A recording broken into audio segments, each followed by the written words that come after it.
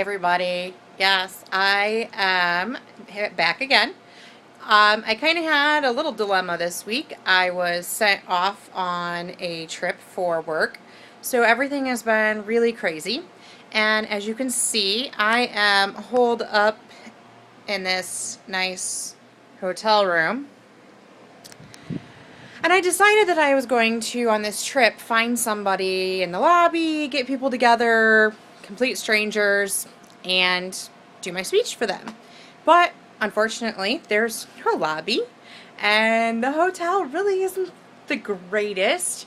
It's a little scary, actually. I've got the deadbolt going, and everything's locked up. I just kind of stay in here after dark.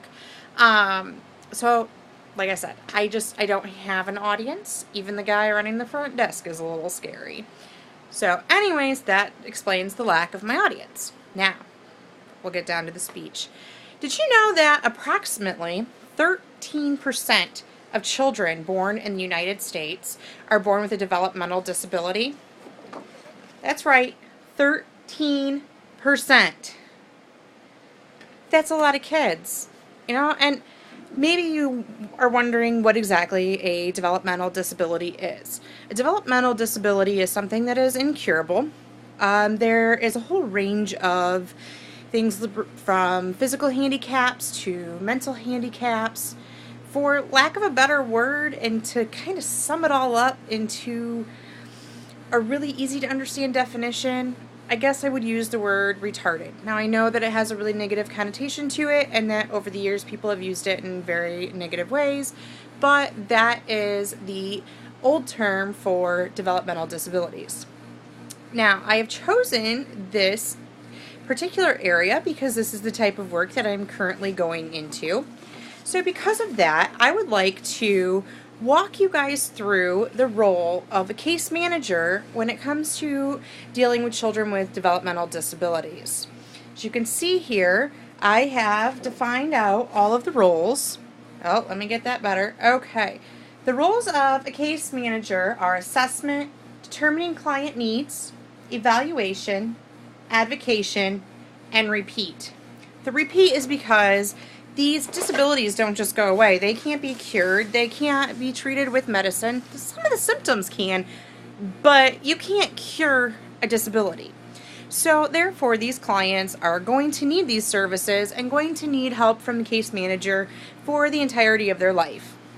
Now, I want to explain to you, like I said, the roles of assessment, determining the client's needs, evaluation, and advocation. When it comes to assessment, the case manager already has been assigned a client. Now, we have certain tools, or I guess I should say evaluation forms that might help you understand it a little bit better. But we use these evaluation forms to assess our clients and see just how significant the disability is, how it affects their life, what all aspects of life are affected by this disability. Then, once we've determined the client's needs, we move on to finding the services for these clients. We've determined what they need. Now we need to reach out to our communities. I am very fortunate. I come from a 5-county area that does have a lot of different services available. We have a wide range. Not everybody is so lucky, but like I said, for us, we are extremely lucky. Now, when we go out into the community, we're constantly searching for databases. These databases to help with food and housing, maybe physical therapy, occupational therapy, whatever this client needs. The tools that we have used will allow us to better understand which ones we should reach out to. Now, once we have reached out to the community and we've gotten our clients started on these services, the case manager needs to remain involved so that they know whether or not these services are being productive to the client or not. After a set amount of time, the caseworker will once again reevaluate our clients. We will reassess them, do all the tools and the evaluation forms again. And once we have done that, we will obviously sit down with our client and determine what is working and what is not working for them, and what could we be doing more, what could we eliminate. Once we have done that, then we have to advocate for our client. Advocation, like I've mentioned previously in my other speeches, is something that I am huge on, something that this voice really does work for. And we need to go out to these communities and find people who are willing to adjust services and change things and, evolve these services to meet our clients' needs. Because sometimes there's nothing out there for them.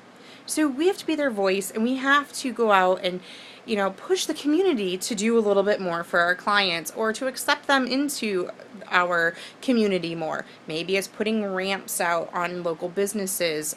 Anything that we can do to better the life of our client. We are their voice.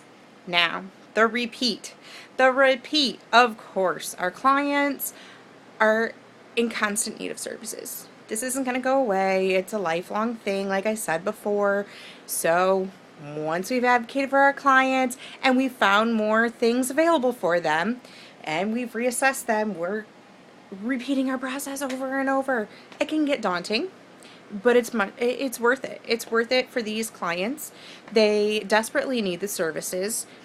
The case manager will hopefully find great satisfaction in this sort of job.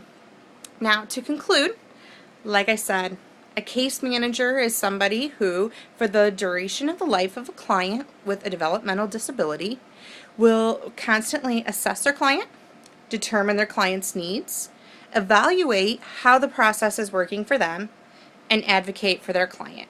This was just a short and sweet summing up of what is a long process and a complicated process, really. I've made it sound pretty simple, but you know what? It's not. It's really not, and we have to really appreciate our case managers. I would like to thank you for taking this time to learn about the roles of a case manager. I would like to thank you for, listening to something that I hold dear to my heart when it comes to children with developmental disabilities. Thank you.